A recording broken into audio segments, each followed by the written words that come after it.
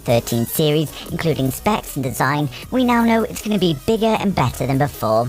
Before we get started though, please like the video if you're an Apple fan, and let me know in the comments what feature or hardware you most want to see in the iPhone 13. So first story of the day is that Apple have invested a further $45 million into Corning, who of course make protective glass not only used by Apple, but most smartphone companies. Last year, Apple and Corning collaborated for the iPhone and they created the new ceramic shield, and many are wondering if this $45 million could be for a new collaboration for the iPhone 13. Well, the short answer is no. An investment at this stage would probably be too late for the iPhone 13, so while not impossible, it's not very likely.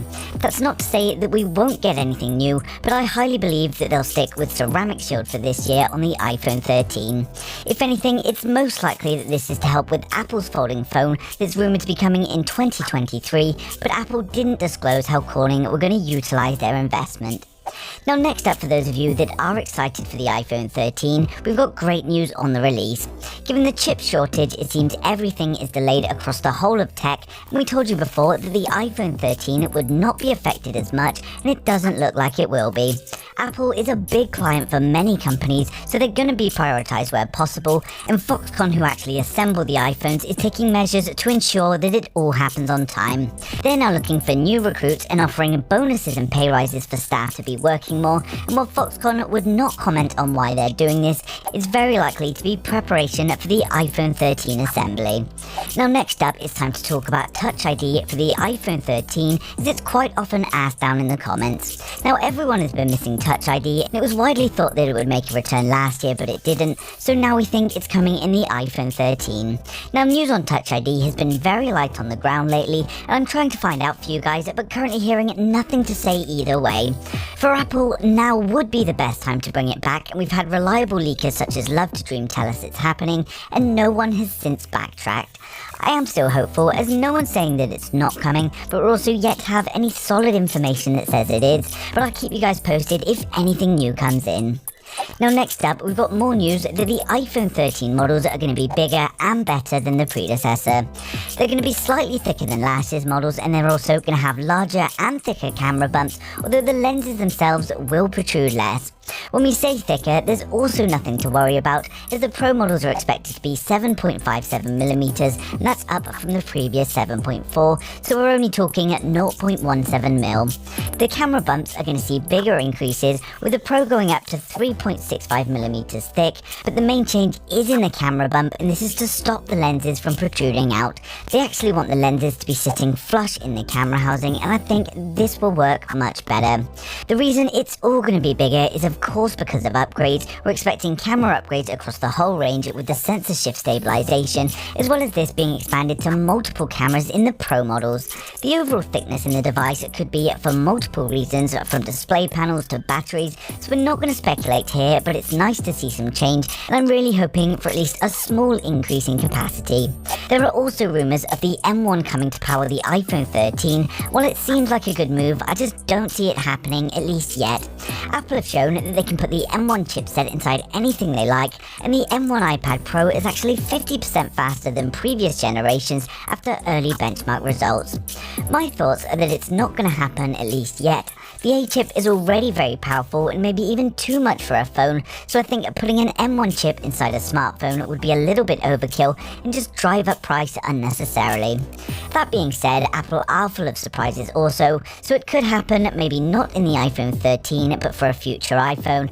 And I guess if Apple only have one chip to fabricate across the whole of their range, then it could see some cost reduction overall. Whatever happens though, the iPhone 13 is looking incredible, and it's the phone that I wanted to see last year.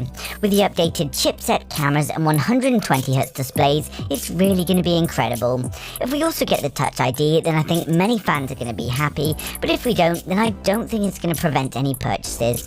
But for those of you that are excited, we're now going to run through the specs, design, and the expected pricing for the whole of the iPhone 13 range. For my regular viewers, you guys have seen this, so just skip to the next video, but if you're new here, then make sure you hit subscribe and we'll get right into it. So to start us off with, we've got the entry-level model, the iPhone 13 mini. Although there were low sales on the predecessor, reports suggest that we're still going to see a 13 mini, but it may be the last time.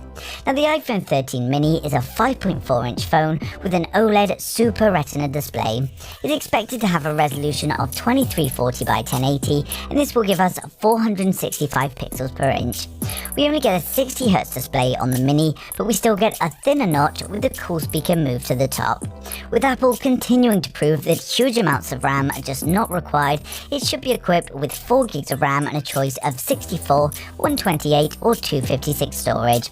We're expecting another aluminium frame to reduce cost, but the body will look similar to that of the Pros. Of course, we get the selfie camera on the front, and the iPhone 13 mini comes with a dual camera setup on the rear. This can be a 12 megapixel wide angle and a 12 megapixel ultra wide, and the layout has changed slightly with the lenses now diagonal to each other, and it will of course ship with iOS 15. Now for those of you that want the 4 gig RAM with 64 gig storage, it's likely launching at a price of $700. For 128 gig, it's going to be around $750, and for 256, it will be around $850. Now next up, we've got the iPhone 13. The iPhone 13 is going to have a 6.1-inch OLED display with a resolution of around 2532 by 1170, giving us 460 pixels per inch. Again, we only get a 60Hz display and no LTPO technology, but we do get a reduced notch up top. We expect 4 gigs of RAM along with a choice of 64, 128 or 256 gig storage, and the iPhone 13 is going to have an aluminium frame. We're expecting a 12 megapixel wide angle and a 12 megapixel ultra wide, giving us a dual camera setup, and the iPhone will of course ship with iOS 15.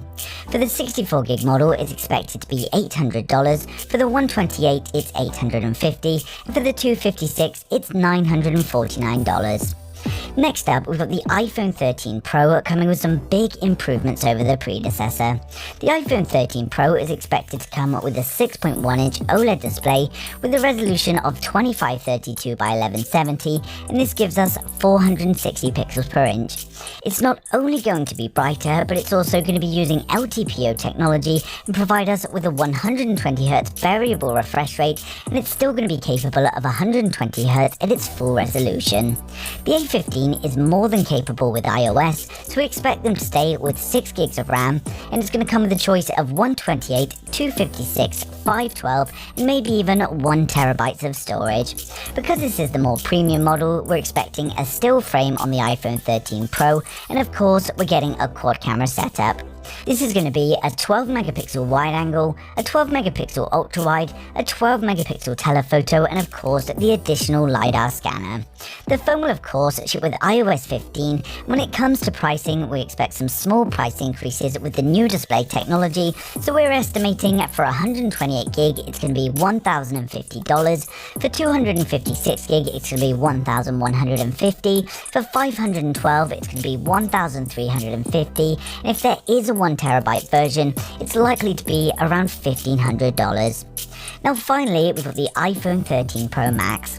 The iPhone 13 Pro Max is coming with a 6.7-inch OLED display with a resolution of 2278 by 1128, giving us 458 pixels per inch. Again, it's going to be a brighter display using LTPO technology and provide us with 120Hz variable refresh rate at its full resolution. We can expect 6 gigs of RAM, a choice of 128, 256 and 512 storage, and if the leaks are true, then we could see 1 terabyte. Because this is the most premium model, we expect another still frame on the iPhone 13 Pro Max, and we're also getting a quad camera setup. Again, it's going to be a 12 megapixel wide angle, 12 megapixel ultra wide, and a 12 megapixel telephoto, along with the additional LiDAR sensor. The phone will of course ship with iOS 15. When it comes to pricing, we expect some small price increases with the new technology. So for 128 gig, it's likely to be around $1,150. For 256, it's going to be $1,250. For 512, it could be around $1,450. And if 1 terabyte happens, we could see something huge like $1,600. So that's it for the whole iPhone 13 series. The launch is expected to be in September, and although there have have been many delays across the industry this year, reports suggest that the iPhone 13 is not affected. While no date has been confirmed yet, it's likely to be the 14th of September, so it's not too much longer to wait. Of course, as always, I'd like to know your thoughts in the comments. Who out there is excited for the iPhone 13 and what feature do you want to see the most? But thanks for watching the video. If you liked it, smash the thumbs up. If you didn't, hit the thumbs down twice, and I'll see you guys in the next one.